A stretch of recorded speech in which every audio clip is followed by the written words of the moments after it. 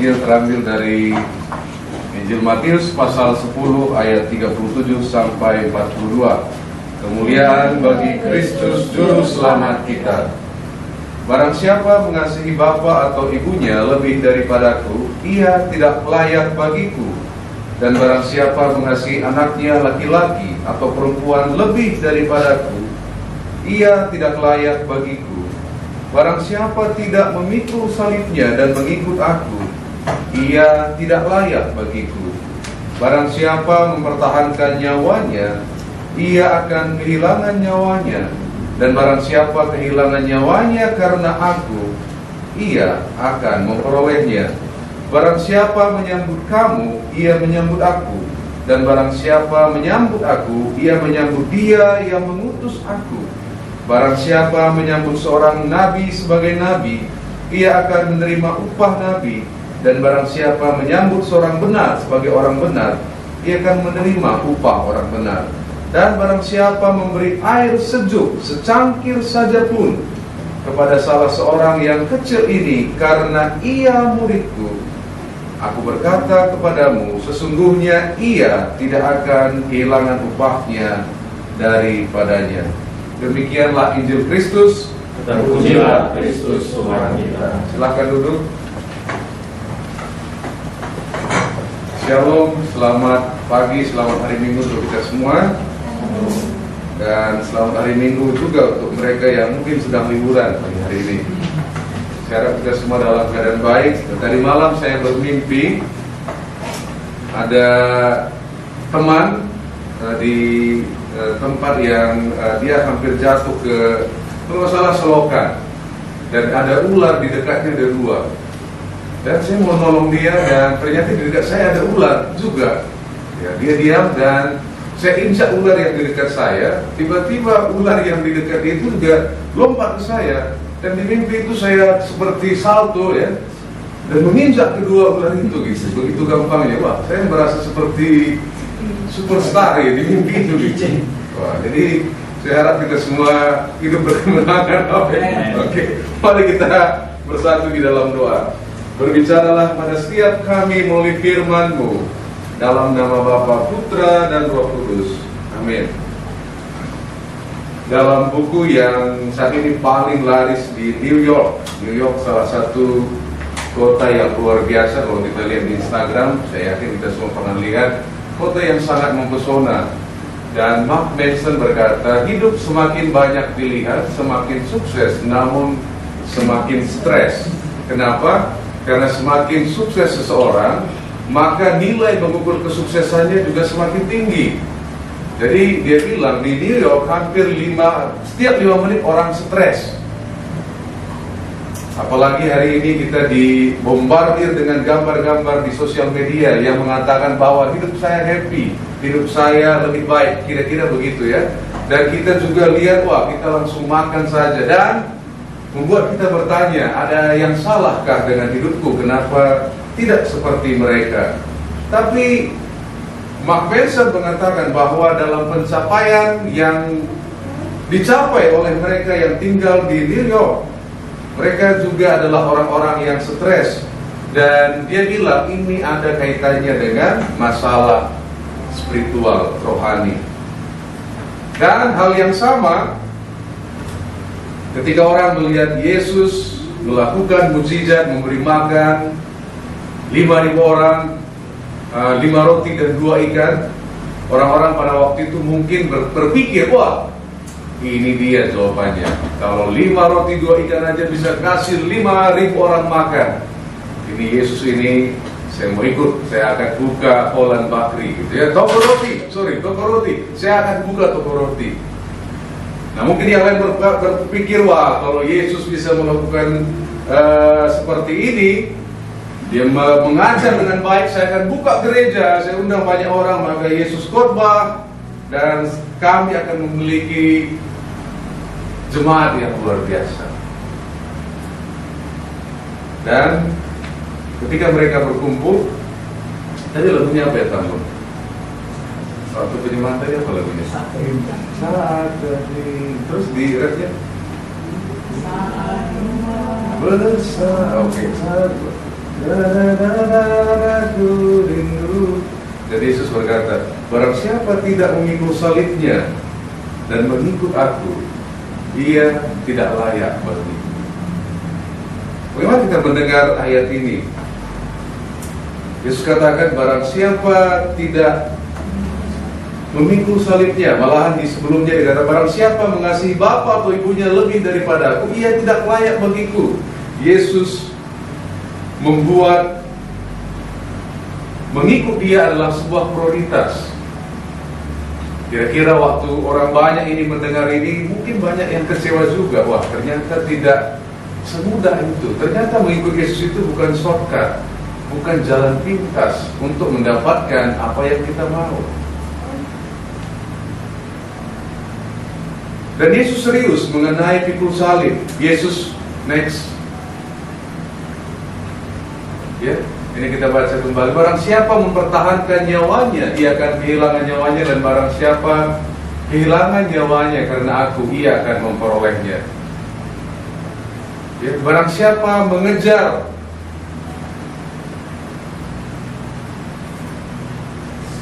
kesuksesan, seolah-olah begitu ya, dia akan kehilangannya.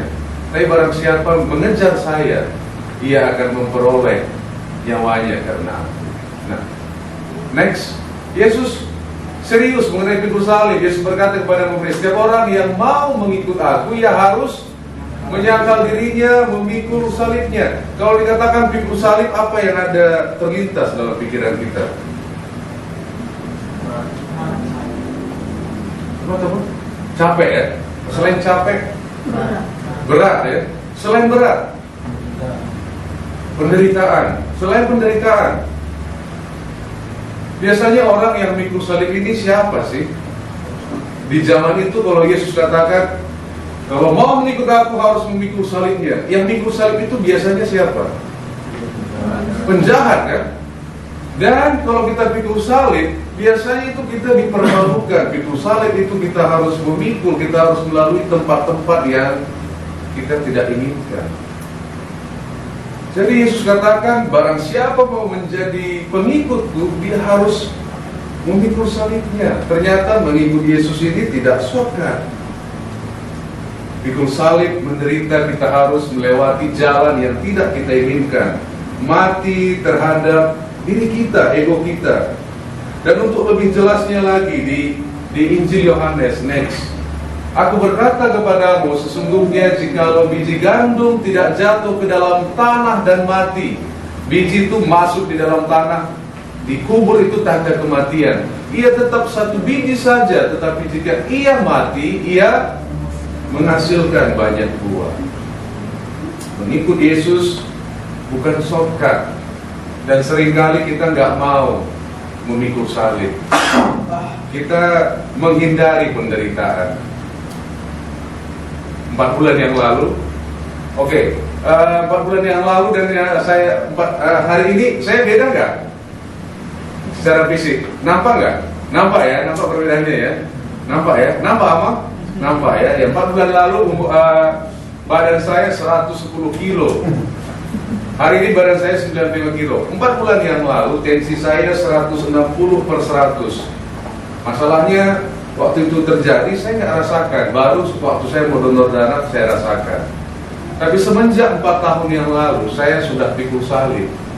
Saya makan teratur, olahraga tertentu, ya olahraga, makan ada makanan yang nggak saya makan.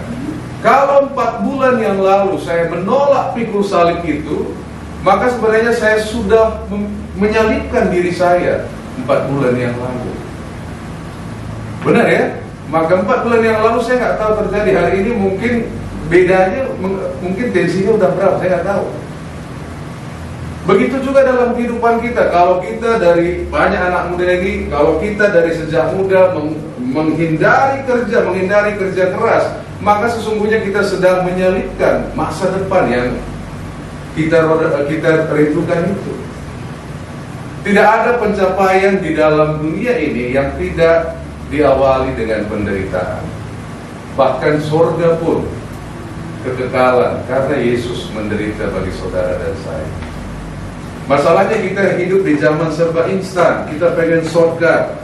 Mengikut Yesus juga ini mungkin shortcut. Benar ya, makanya banyak dulu pengajaran klaim janji Tuhan. Semua tanah yang diinjak menjadi milikmu, katanya kan. Maka kita sibuk klaim. Akhirnya kita marah, kenapa? Karena nggak ada yang digenapi. Kita pikir Tuhan salah. Tapi Yesus katakan apa? Pikul salib. Cara satu-satunya mengikut Yesus yaitu kalau kita siap memikul salib. Bukan tentang apa yang kita dapatkan. Mungkin ketika kita mengikut Yesus, kita harus mengubur ego kita, hati kita. Kenapa? Yang kita doakan mungkin belum terjawab. Pertanyaannya, apakah kita tetap setia untuk percaya akan Tuhan? Dalam konteks dulu saya mahasiswa, pikul salib itu apa? Dulu saya aktif di Persekutuan Mahasiswa Kristen. Nah, jarang mahasiswa yang mau kalau ngangkat kursi, cari dana. Ya, saya tuh cari dana. Malah saya pernah kena dikirain saya pengedar narkoba karena kami harus jual baju bekas keluar kos-kosan itu jam 4 pagi karena nunggu angkot sebenarnya kan. Ada tim razia di gerbek lah kami gitu kan. Mana ini? Wah, mau bilang ini jual baju bekas gitu kan. Sampai nggak percaya kami ambillah baju bekas itu. Dan itu kami lalui, jualan donat. Untuk apa? Kegiatan mahasiswa. Banyak orang yang nggak suka ini, tapi kalau pelayanan gimbar banyak yang suka. Karena boleh tampil di depan kan. Nah, dan itu ya udah kami lalui. Dulu saya, mahasiswa itu sudah bawa L300. Ngapain? Saya supir gereja, bawa ibu-ibu berdoa. Nah, L300-nya juga nggak bagus. Kadang persneling ini mati. Masalahnya mati waktu saya putar kan. Tin gitu. Jadi dulu waktu mahasiswa orang pikir saya itu supir sekaligus mahasiswa. Tapi dulu banyak yang begitu. Jadi saya dipanggil supir juga nggak jadi masalah gitu kan. Jadi orang pikir, udah narik dia gitu kan. Ya nggak masalah karena L300-nya juga meyakinkan bagi saya untuk dipanggil seorang supir, bukan yang bagus. Tapi yang mengerjakan begini nggak banyak orang yang suka. Tapi itulah memikul salib. Karena dulu nggak ada yang antar ibu-ibu doa ke Lembang itu nggak ada kan. Jadi saya antar, jemput, dan ya itu waktu saya masih mahasiswa. Bagi kita mengikut Tuhan artinya nggak bisa kita hindari tanpa memikul salib hari lepas hari. Jadi mengikut Tuhan bukan shortcut.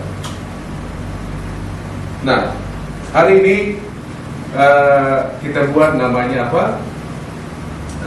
Vision Sunday. Mengingatkan kembali apa tujuan gereja kita. Kenapa? Karena ini penting. Ini sudah 6 bulan kita lalui tahun 2023. Ini saatnya kita refleksi apa yang sudah kita buat. Kenapa? Karena cita-cita kita menjadi gereja mandiri tidak akan membawa kita sampai. Cita-cita nggak pernah membawa seorang sampai pada tujuannya, tapi yang membuat orang sampai ialah kebiasaannya. Makanya kita hari ini perlu mereview. Kita ingin menjadi gereja yang mandiri. Bagaimana kita aplikasikan apa yang Yesus katakan tadi, memikul salib dalam pelayanan kita. Next. Tentunya untuk menjadi gereja mandiri ada 4 langkah. Yang pertama, mengundang kepada kegiatan-kegiatan kita. Yang sedang berjalan ini adalah Alpha. Alpha ini sejak gereja ini ada kita sudah mulai beralpha ya, sudah beberapa tahun. Nah, dan kita rindu Alpha kita ini juga terus berkembang. Mungkin perkembangannya nggak signifikan, tapi kita berdoa gimana caranya Alpha ini juga semakin berkembang. Mungkin kita harus undang orang. Mungkin kita juga akan ngalamin Alpha terus, itulah salibnya. Mungkin orang sampai bosan kan melihat itu Alpha, itulah salib yang harus kita pikul. Kalau belum ada yang mengomentari begitu, belum pikul salib namanya. Kalau masih biasa aja orang, berarti belum radikal, belum lebih daripada yang seharusnya. Makanya setiap kesempatan, setiap ada teman, ada yang mau kita kenalin kita harus promosikan. Kalau tidak, kita siapa lagi? Yang berikutnya, next, fellowship setiap hari Kamis. Ada kegiatan fellowship yang mana kita bisa undang orang untuk datang di fellowship kami. Agar apa? Agar mengenal kita secara pribadi. Berikutnya, kita ada Sabtu Ceria. Nah, di Chelsea itu ya dari Sabtu Ceria, dulu salah satu muridnya kan. Nah, bagaimana kita juga terus melalui Sabtu Ceria ini sebagai jembatan untuk memberitakan firman Tuhan. Bagaimana caranya? The next Sabtu Ceria Polonia. Nah, ini request dari Pak Kris. Nah, kalau ada peluang, wah, kita harus respon, benar ya? Kenapa? Karena kalau kita hanya di sini aja berkumpul nyanyi, ya kan, namun bukan bangkit gitu kan, kita nggak pernah pergi, orang nggak tahu, orang nggak ngerti apa yang menjadi pesan yang mau kita bawa. Sabtu Ceria Polonia, kita berdoa. Saya dengar dari Pak Kris ada banyak tantangan, masalah di sana. Kita berdoa program kita ini juga nanti bisa jadi jawaban bagi warga di sana. Next, Ahlikan English Club. Ya, kita bersyukur ya untuk Miss Coffee dan Arthur dan Pak Tommy juga. Ya, minggu kemarin mungkin karena libur, minggu lalu sudah sampai 13 anak. Sudah full, karena kemarin Miss Coffee bilang maksimal 12. Dan nanti akan dibuka juga untuk yang SMP. Pertanyaannya, gimana dengan ini kita juga menjadi jembatan? Kita layani orang tuanya. Minggu lalu, 2 minggu yang lalu ya, ada begitu banyak orang tua yang datang untuk jemput anaknya. Ini peluang bagi kita untuk melihat kesempatan apakah kita boleh melayani mereka dan lain sebagainya. Jadi kita berdoa dengan kegiatan-kegiatan ini. Dan 6 bulan ini kita renungkan apa sih yang sudah kita buat. Ternyata 6 bulan itu singkat sekali. 6 bulan ke depan, bagaimana kita bisa memikul salib. Memikul salib memang gak mudah. Ada penolakan, ada mungkin kita harus melawan diri kita sendiri, kita jenuh dan lain sebagainya. Bagaimana kita merespon panggilan Tuhan ini dalam aplikasinya, dalam pelayanan kita. Begitu juga dalam pujian penyembahan, apa yang perlu kita tingkatkan. Sehingga apa? Sehingga pelayanan kita semakin baik. Next, ayat 10 dan 42, kita baca bersama. Barang siapa menyambut kamu, ia menyambut aku. Dan barang siapa menyambut aku, ia menyambut dia yang mengutus aku. Barang siapa menyambut seorang nabi sebagai nabi, ia akan menerima upah nabi. Dan barang siapa menyambut seorang benar sebagai orang benar, ia akan menerima upah orang benar. Dan barang siapa memberi air sejuk secangkir saja pun kepada salah seorang yang kecil ini, karena ia muridku, aku berkata kepadamu, sesungguhnya ia tidak akan kehilangan upahnya daripadanya. Yesus katakan setiap kita muridnya yang melakukan pekerjaannya, kita merepresentasikan Yesus itu sendiri.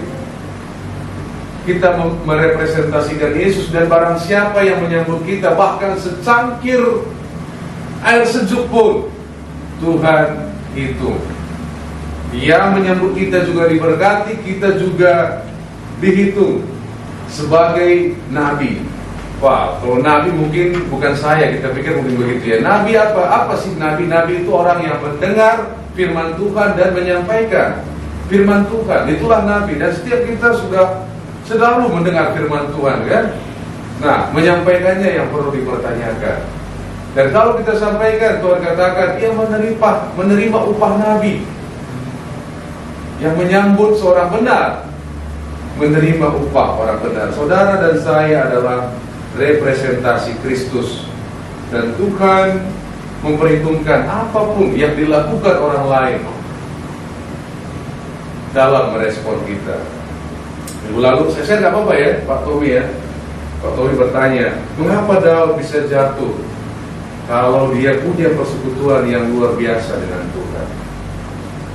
Kenapa? Karena Daud sudah senang. Kalau dia sudah senang, ini kena nggak?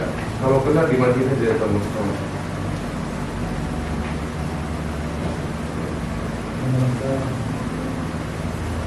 Kenapa Daud sudah jatuh dalam dosa? Karena dia nyuruh orang lain perang, dia ngapain? Tinggal di istana. Nah, begitu juga kita, kalau kita tidak bergerak, kita sibuk menganalisis saja, dan gereja ini begini-begini, sama seperti orang nonton bola, Messi pun dikomentari, kan, seharusnya Messi tendang begini gitu. Nah, pengamat selalu lebih mudah daripada pemain.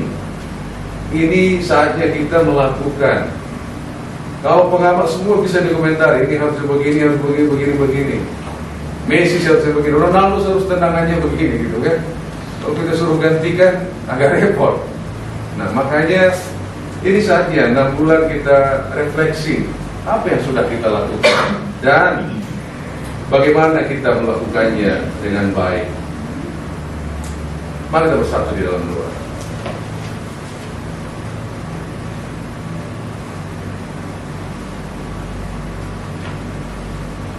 Tolong kami ya Roh Kudus dalam mengikut Kristus dan memikul salib kami hari lepas hari.